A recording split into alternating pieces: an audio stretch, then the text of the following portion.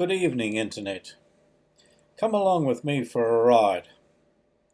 Today's objective is to refine the vlogging equipment.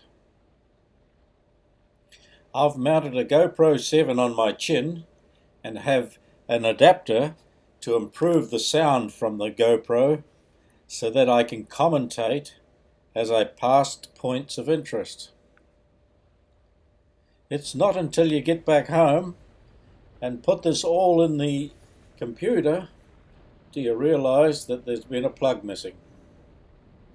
But never mind, today's objective is to enjoy the ride out from Hokitika, up the Kokatahi Valley, into the Styx Valley, over the saddle and back to Lake Kaniere. So come with me for a ride and I'll point out some parts as we travel around.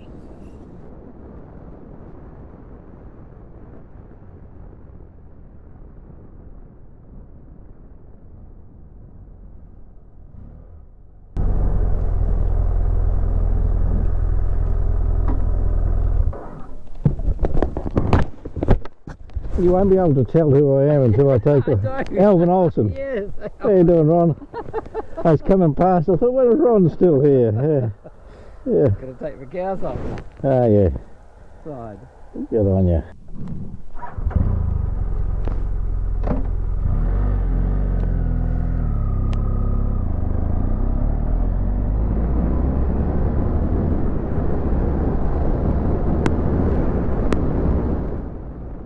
It's been a lovely day here on the west coast of the South Island. I thought I'd go for a ride once the traffic had all gone home into the evening. It's spectacular out through this valley here, the Kokatahi.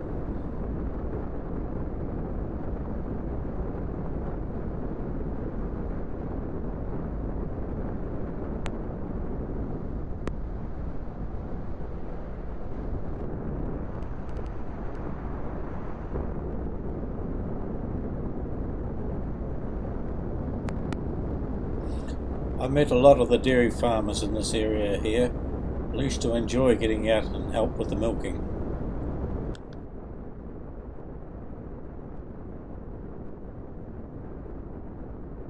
We've had a week of fine weather here over Queen's birthday weekend.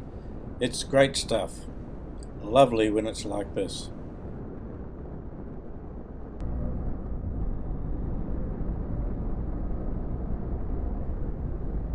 I've had this BMW F700 now for about a month. I'm still coming to terms with riding it and incorporating the videography and commentary as part of my adventures around New Zealand.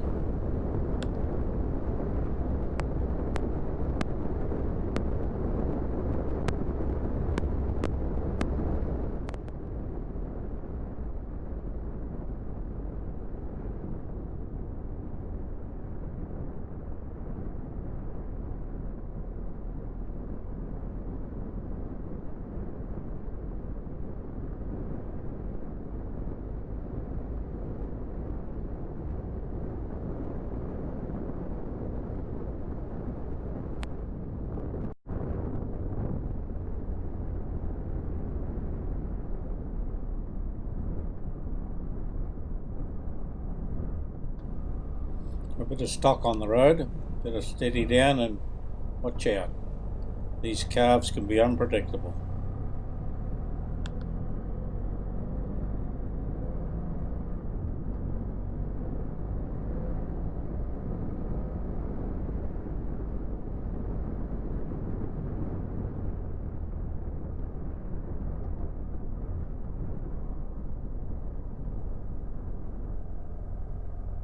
I'll get this one on the move so I know where it's going. That's it, you stay on that side.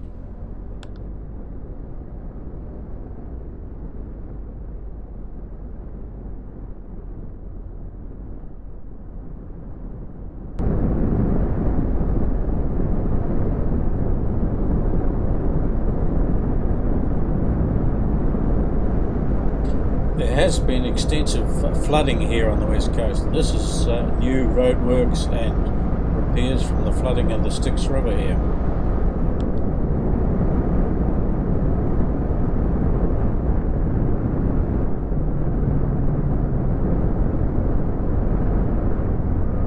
A walkway of about 10 kilometres from just around the corner here takes you up to Grassy Flat. That's the bottom of the Styx Saddle. Then you can continue on another 12 k's to the Browning Pass, which it leads you on over to Canterbury.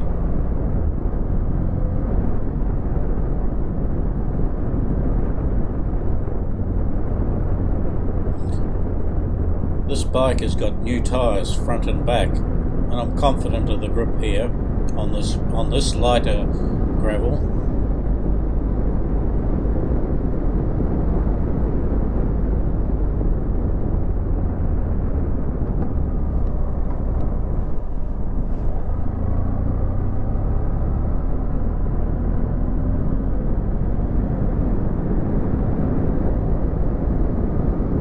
I've got my headlight on full beam to help oncoming traffic spot me, but I'm keeping my speed down.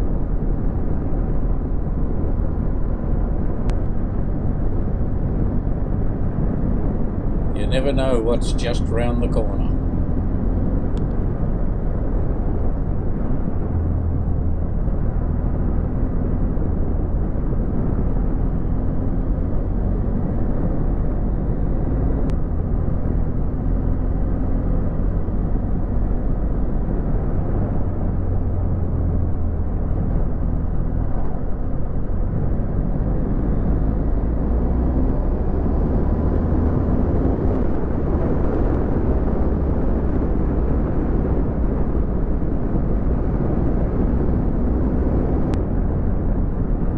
My grandfather and his father had this piece of land here as a winter runoff. It's referred to as O'Reilly's Slips, but this area between here and the next hill, Tahura, was slips on the fault line here.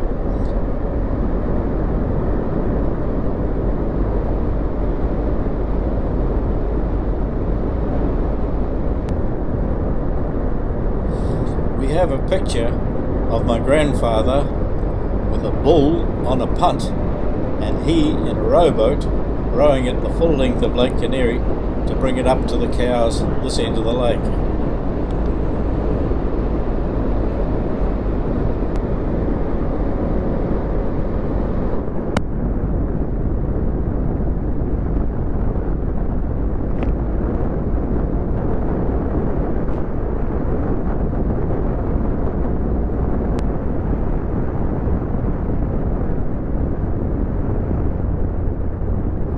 Now we're entering Lake Kaniere Reserve again. This land is managed by the Department of Conservation and kept in perpetuity for people.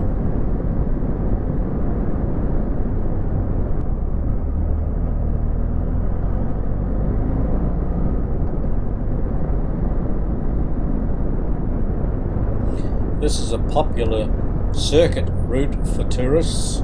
There's waterfalls, the lake, and on round to the dairying area of Kokatahi and Kokatahi.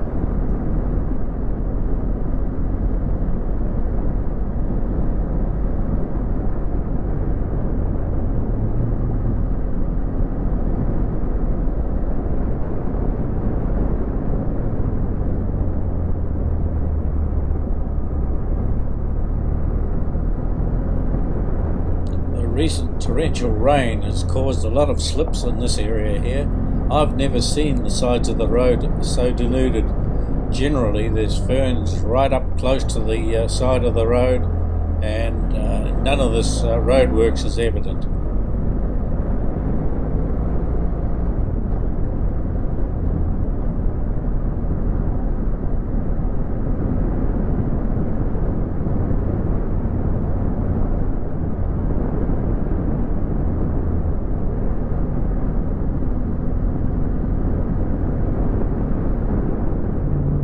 Dorothy Falls is worth a stop.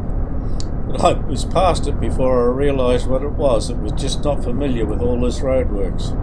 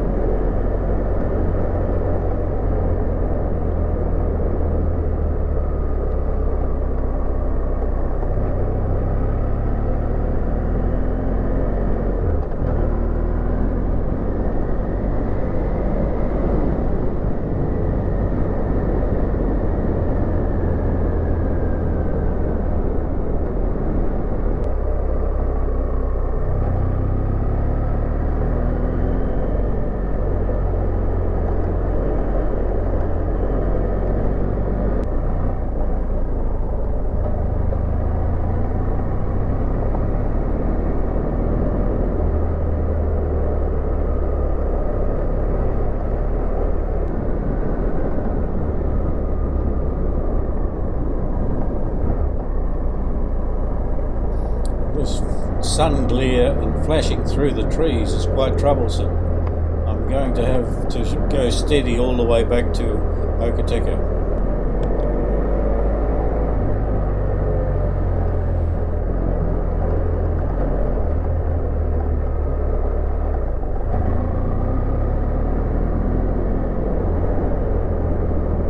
Lake Kaniere was formed by a sheet of ice coming down many years ago.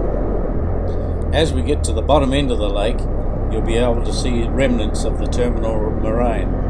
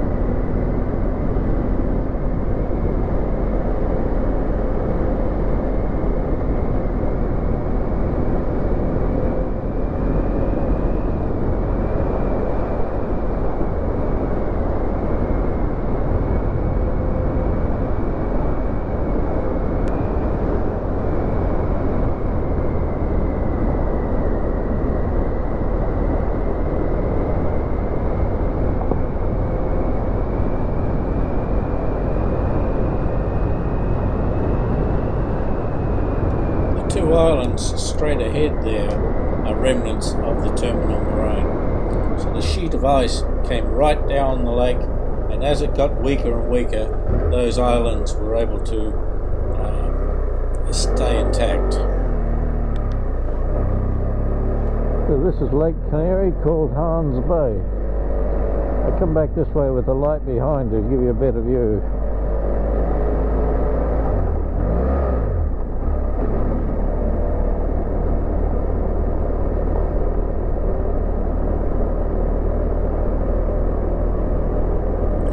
Microphone needs to be repositioned in my helmet to pick up my voice better.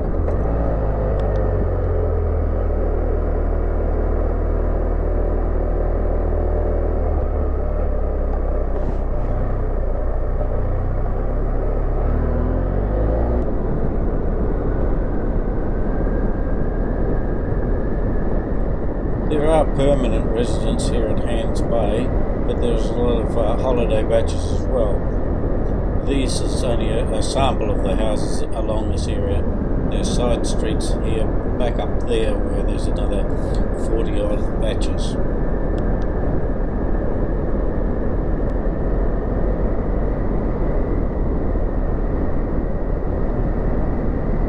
New Zealand's been in lockdown for close on 2 months, and there's been very little traffic on these roads here, and moss and algae can grow, so I'm being cautious to stay in the wheel ruts and not get in the centre bit there because I predict it would be very slippery.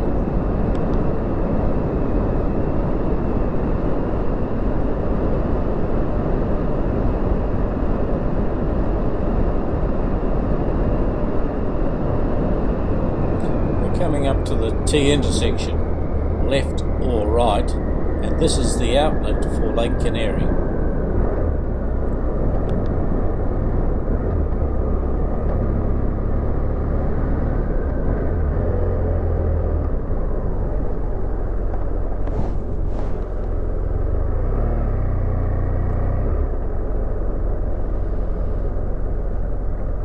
Lake Kaniere is approximately 8 kilometres long and about 3 kilometres wide, very popular for water skiing and swimming during the summer months.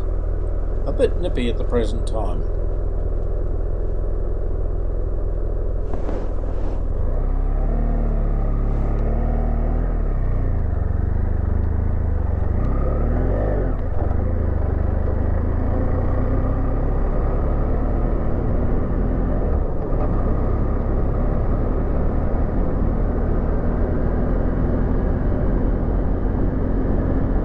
This hilly section is part of the terminal moraine.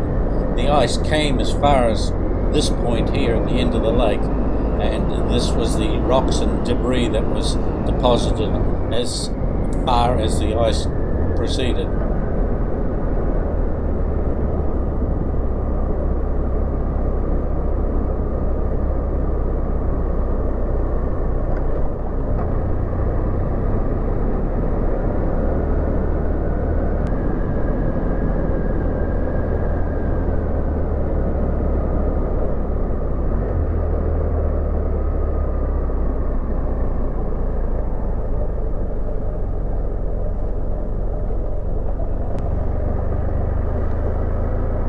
During the summer months, hundreds of watercraft, jet skis are here in this area.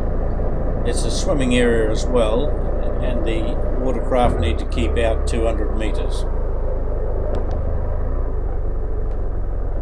Around to the right is the jet ski lanes where you can practice your slalom course. The lake's full of aquatic creatures like brown trout, rainbow trout, and of course the eel.